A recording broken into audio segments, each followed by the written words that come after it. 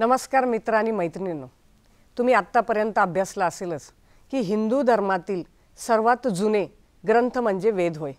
आणि या वेदांचे 4 प्रकार पडतात: ऋग्वेद, यजुर्वेद, सामवेद आणि अथर्ववेद. आज आपण या भागामध्ये 4 वेदांपैकी सामवेद या तिसऱ्या प्रकाराबद्दल जाणून घेऊया. सामवेदाची माहिती जाणून घेताना आपण त्याचा अर्थ, त्याची पार्श्वभूमी, त्याचं महत्त्व आणि त्याचे प्रकार यांचा विचार करणार आहोत.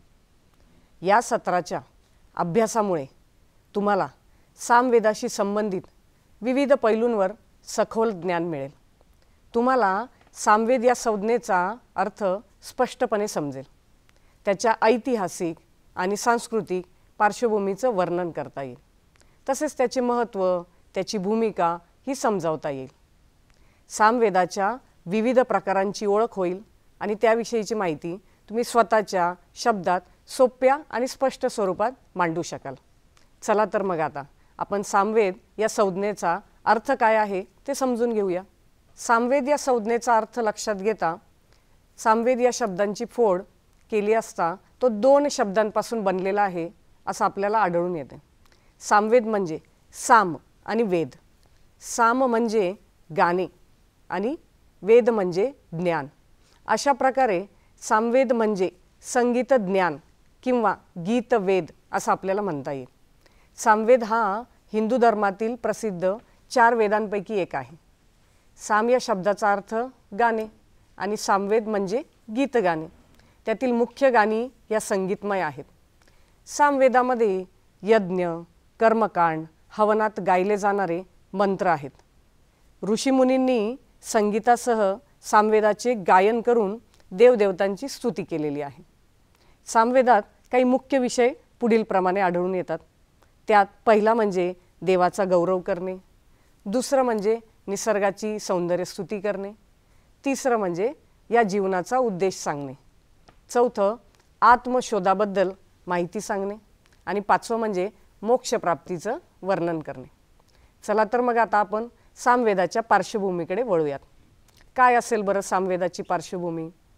भारतीय संस्कृतीतील हिंदू धर्मातील सर्वात जुने धार्मिक ग्रंथ म्हणजे वेद हे आपण आत्ताच बघितलं, जे 4 विभागातही विभागलेले आहेत: ऋग्वेद, यजुर्वेद, सामवेद आणि अथर्ववेद. या अद्भुत ज्ञाननिधींच्या वेदामध्ये सामवेदाचं स्थान हे 3ऱ्या क्रमांकाने येतं. सामवेदात एकूण 1875 संगीत मंत्र आहेत. त्यापैकी 1504 मंत्र हे एकट्या ऋग्वेदातून घेतलेले आहेत. सामवेदातील मुख्यतः 8व्या आणि 9व्या मंडळामधून मोठ्या संख्येने ऋचा या ऋग्वेद संहितातून घेतलेल्या आहेत. सामवेदात वेदांचं ज्ञान, संगीत हे गाण्यांच्या माध्यमातून मांडलेलं आहे. वेदांपैकी सामवेद हा उपासनेचा सर्वात महत्त्वाचा विषय मानला जातो. सामवेदाचा महिमा गाताना भगवान श्रीकृष्णांनी स्वतःला वेदांमध्ये सामवेद असं म्हटलेलं आहे. हा वेद आकाराच्या दृष्टीने 4ही वेदांमध्ये सर्वात लहान आहे. यामध्ये इंद्र, अग्नी, वायू, वरुण, सविता, आदित्य, विष्णू इत्यादी देवदेवतांची स्तुती केली जाते. भगवंताची उपासना करून मनुष्य हा प्रापंचिक आणि दिव्य सुख कसं प्राप्त करू शकतो हे सर्व या वेदामध्ये वर्णन केलेलं आहे. गाण्याची कला सामवेदातून उदयास आली आणि प्राचीन भारतात वामदेव गान, ग्रामगान, अरण्यगान इत्यादींचा उदय हा सामवेदातूनच झाला आहे असं म्हणतात. ऋग्वेदातील मंत्र हे विविध विधींमध्ये महत्त्वाचे होते. तसेच ते मंत्र एका विशिष्ट पद्धतीने म्हणण्याची पद्धतीही महत्त्वाची झाली. म्हणूनच ऋच आणि साम यांचं फार जवळचं नातं आहे असं आपल्याला दिसतं. एखादा विशिष्ट विधी पार पाडला जात असताना जी ऋचा किंवा ज्या ऋचा म्हणणे प्राप्त असेल ती ऋचा किंवा त्या ऋचा सामांच्या म्हणजेच स्वरांच्या योगे म्हटल्या जात व आळवल्या जात. तेव्हा ऋच आणि साम यांचं नातं हे असं आहे. परंतु यात महत्त्व ऋचेला अधिक आहे हे आपण लक्षात घेतलं पाहिजे. कारण सामन म्हणजे स्वर हा तो त्यावर आधारित आहे. यासाठीच रुच ही योनी मानली गेली व साम हा त्यातूनच निघालेला आहे. विद्यार्थी मित्र आणि मैत्रिणींनो, आत्तापर्यंत आपण सामवेदाचा अर्थ आणि त्याची पार्श्वभूमी समजून घेतली. चला तर मग आता आपण तपासून बघूया की तुम्हाला ते कितपत समजलं. पुढे एक प्रश्न येईल, त्या प्रश्नाचं तुम्ही योग्य उत्तर द्यायचं आहे. प्रश्न असा आहे, सामवेदात वेदांचे ज्ञान हे कोणत्या माध्यमातून मांडले आहे? पहिला पर्याय आहे अ. संगीत, ब. गाणी, क. संगीत आणि गाणी आणि ड. शब्द.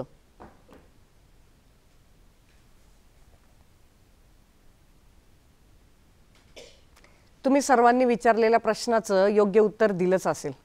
आता तुमच्यापैकी काही जणांनी अ किंवा ब हे पर्याय योग्य म्हणून विचार केला असेल, परंतु अ आणि ब संगीत आणि गाणी हे दोन्ही पर्याय योग्य उत्तर नाही. कारण केवळ संगीत व केवळ गाणी हे एका माध्यमातून सामवेद मांडले गेलेले नाही. तुमच्यापैकी काही जणांनी क हा पर्याय योग्य उत्तर म्हणून निवडला असेल, तर क संगीत आणि गाणी हा योग्य पर्याय आहे. हे योग्य उत्तर आहे. सामवेद हे दोन्ही माध्यमातून मांडलं गेलेलं आहे. कारण सामवेद म्हणजे तो ग्रंथ ज्याचे मंत्र गायले जाऊ शकतात आणि जे संगीतमय आहेत. तुमच्यापैकी काही जणांनी ड हा पर्याय योग्य उत्तर म्हणून निवडला असेल, तर ड. शब्द हा योग्य उत्तर नाही. कारण अनेक शब्द मिळून केवळ वाक्य बनते, परंतु त्याला कोणतीही लय किंवा संगीत नसते. चला मग पुन्हा एकदा आता आपण आपल्या पुढील घटकाकडे जाऊयात. तुम्हा सर्वांना प्रश्न पडलाच असेल की 4 वेदांमध्ये सामवेदाचे काय बरं महत्त्व असेल? तर पुढे जाणून घेऊया या सामवेदाचे काय महत्त्व आहे. सामवेदाचे महत्त्व भगवद्गीतेमध्ये वेदानाम सामवेदोस्मी असे सांगितले आहे. सामवेदातील मंत्र गाण्याची पद्धत ही ऋषीमुनींनी विकसित केलेली आहे.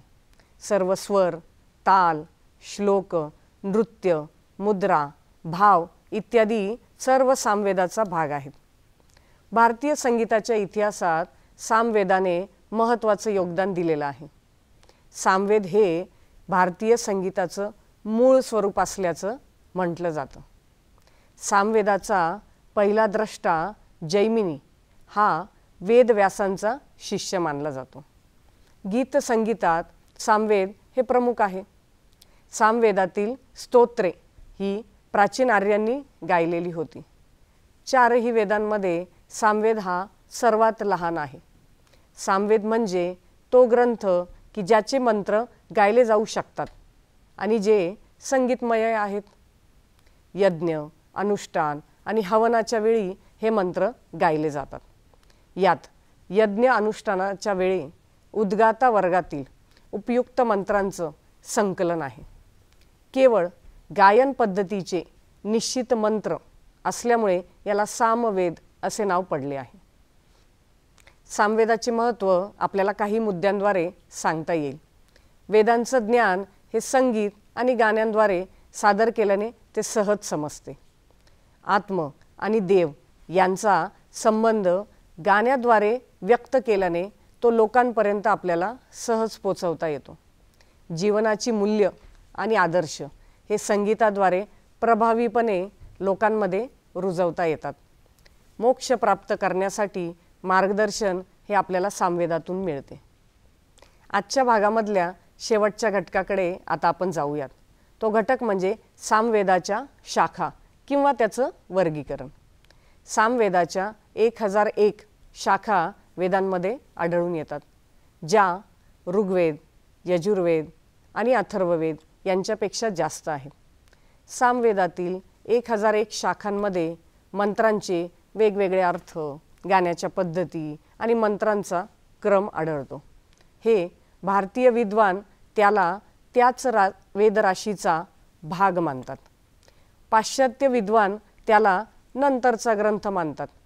पण सामवेदाचा उल्लेख भारतीय संस्कृतीत प्रथम स्थान असलेल्या ऋग्वेदातही आढळतो आणि पाश्चिमात्य लोक त्याला पुराण वेद या नावाने ओळखतात.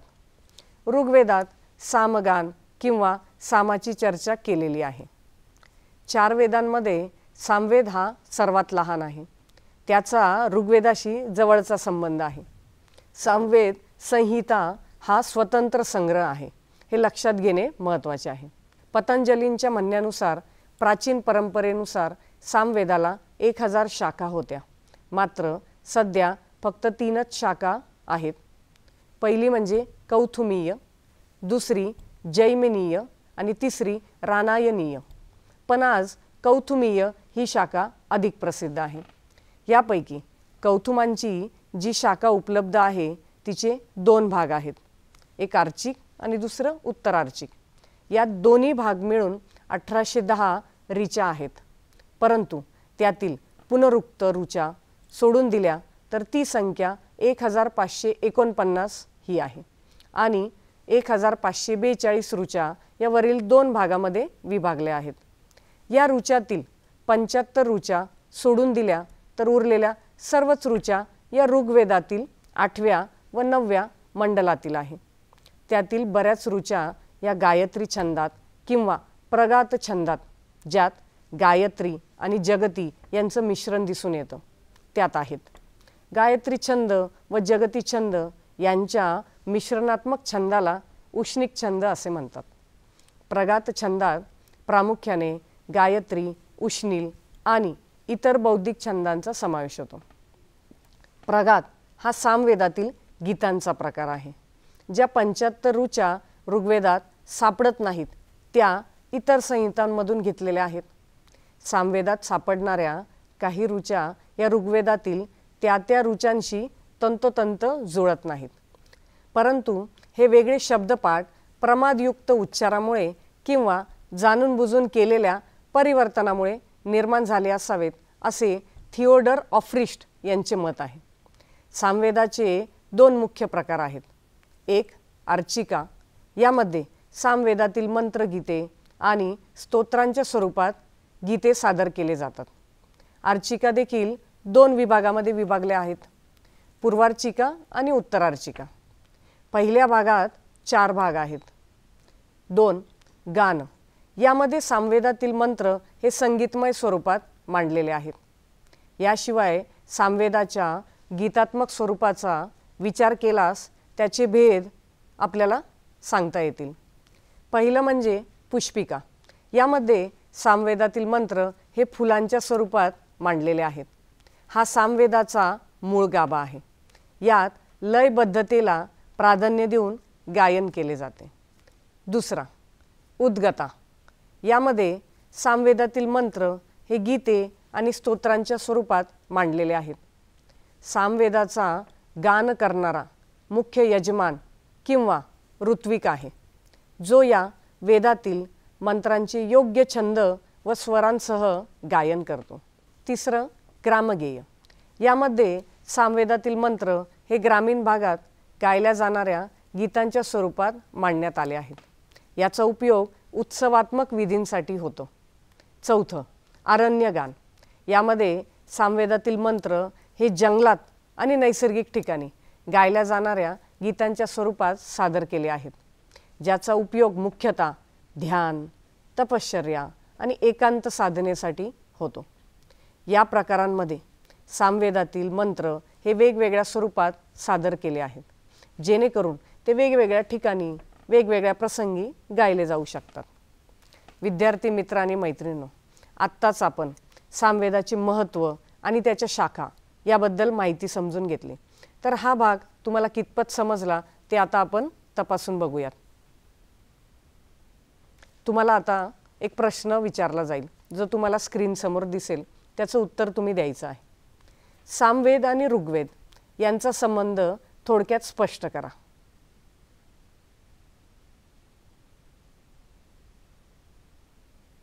विद्यार्थी मित्र आणि मैत्रिणींनो, तुमच्या उत्तरात खालील काही मुद्दे आलेच असतील। सामवेद हा 4ही वेदांमध्ये सर्वात लहान आहे। आपण त्याचा ऋग्वेदाशी जवळचा संबंध आहे आपण बघितलं होतं। सामवेद संहिता हा स्वतंत्र संग्रह आहे, हे लक्षात घेणे महत्त्वाचे आहे। तरीही ऋग्वेद या संहितेतून अनेक ऋचा त्यात घेतलेल्या आहेत। सामवेदात एकूण 1875 संगीत मंत्र आहेत. त्यापैकी 1504 मंत्र हे एकट्या ऋग्वेदातून घेतलेले आहेत. सामवेदातील मुख्यतः 8व्या व 9व्या मंडळांमधून मोठ्या संख्येने ऋचा या ऋग्वेद संहितेतून घेतलेल्या आहेत. ऋग्वेदातील श्लोकांना संगीतासह तालसुरात सामवेदात गायले जाते. तर अशा प्रकारे आज आपण सामवेद यावर सखोल चर्चा केलेली आहे. सारांश रूपाने विचार केला तर आपल्याला असं म्हणता येईल की भारतीय संस्कृतीतील हिंदू धर्मातील सर्वात जुने धार्मिक ग्रंथ म्हणजे वेद आणि सामवेद हा 4 वेदांपैकी 3रा वेद आहे आणि तो सर्वात लहान आहे परंतु महत्त्वाचा आहे. सामवेद हे प्रामुख्याने मधुर संगीत आणि गायन यांच्यामार्फत वेदांचं ज्ञान आणि त्याचा प्रसार करण्यावर भर देतं. सामवेदात एकूण 1875 संगीत मंत्र आहेत. यामध्ये इंद्र, अग्नी, वायू, वरुण, सविता, आदित्य, विष्णू इत्यादी देवांची विविध नावाने स्तुती केली जाते.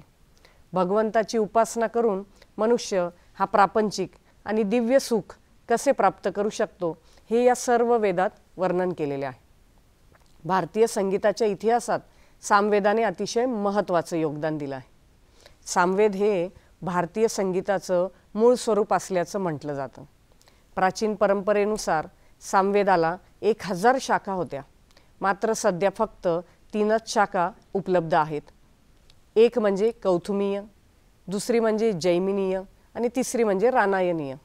पण आज कौथुमीय ही शाखा अधिक प्रसिद्ध आहे.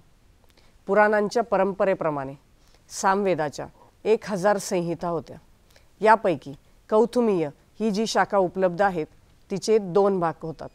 एक म्हणजे आर्चिक आणि दुसरं उत्तरार्चिक.